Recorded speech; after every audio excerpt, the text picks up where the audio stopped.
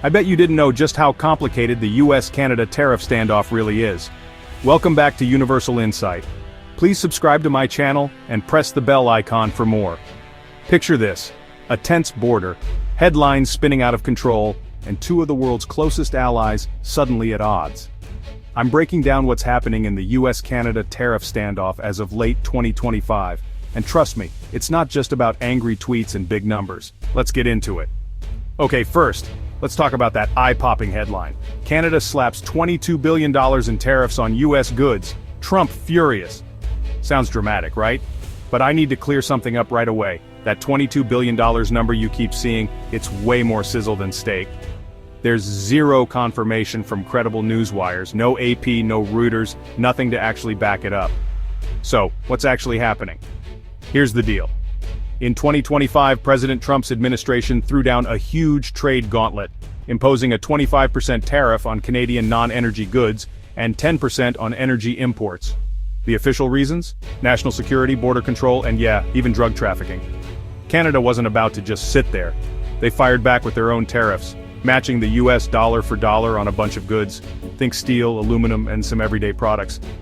But here's where it gets tricky. Canada's Prime Minister Mark Carney rolled back a lot of those tariffs not long after, especially on goods that fall under the USMCA, which is the trade pact that replaced NAFTA. Still, both sides dug in their heels on a few key sectors: autos, steel, aluminum. So, if you're in those industries, yeah, this is hitting home. But what about the $22 billion claim? It's basically a myth. The numbers being tossed around were usually in Canadian dollars, like $30 billion in targeted goods. But most of those tariffs got scaled way back. So while there's real tension and real retaliation, that viral number doesn't actually line up with the facts. Let's talk about what's really at stake. The US and Canada have one of the closest economic relationships on Earth. The USMCA, think of it as NAFTA 2.0, creates rules, constraints, and built-in exemptions for exactly this kind of situation. When things got messy, Canada said, okay, let's take it to the formal USMCA review process in 2026. So, a lot of this drama is now in the hands of trade lawyers and diplomats, not just politicians with bullhorns. But there are wild cards. First, the damage to supply chains, especially for cars, metals, and anything that crosses the border multiple times before hitting store shelves. Second, legal fireworks. There's a Supreme Court challenge brewing over whether the president can use powers from the 1977 Emergency Economic Act to keep slapping on tariffs. And third, the big question: can the US and Canada work out a deal before that 2026 USMCA review? Another twist: China. There's been a lot of chatter about Chinese companies dodging US tariffs by shipping goods through Mexico, or less often Canada. But all the credible research says Canada's not a major backdoor for Chinese goods.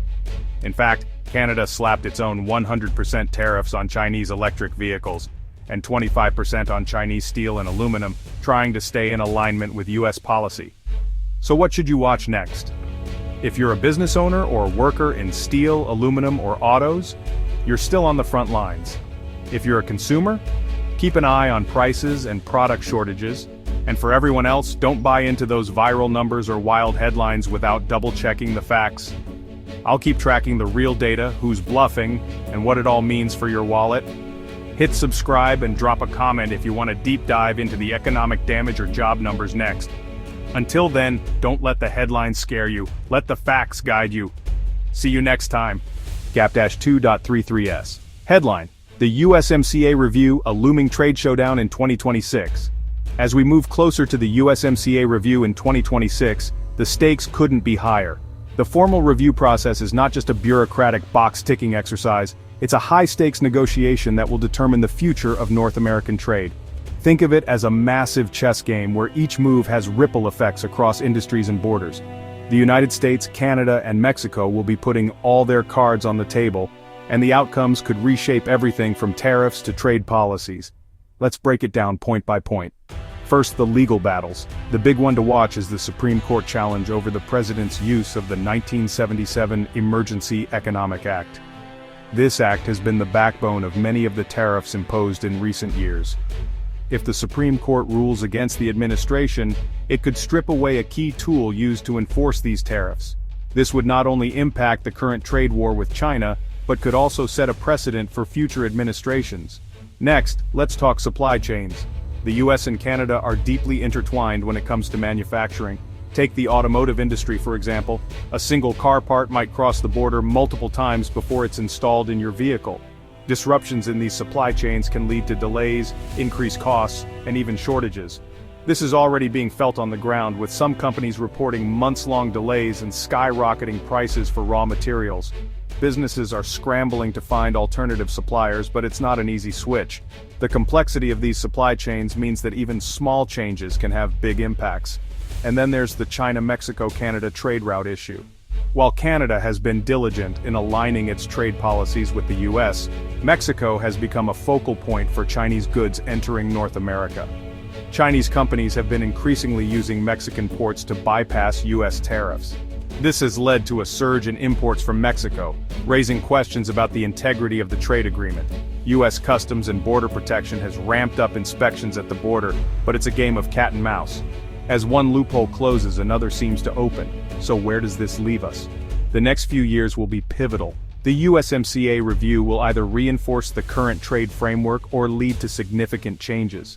The legal battles could redefine the powers of the presidency in trade matters, and the supply chain disruptions will continue to be a major challenge for businesses and consumers alike. But amidst all this uncertainty, one thing is clear: the global trade landscape is shifting. Companies will need to be more agile than ever, and policymakers will have to navigate a complex web of economic and political factors. So, stay tuned. I'll be here to break down the developments, analyze the data, and help you understand what it all means for you. If you found this video helpful, hit subscribe and drop a comment with your thoughts. Let's keep the conversation going. Until next time, stay informed and stay ahead of the headlines. See you soon.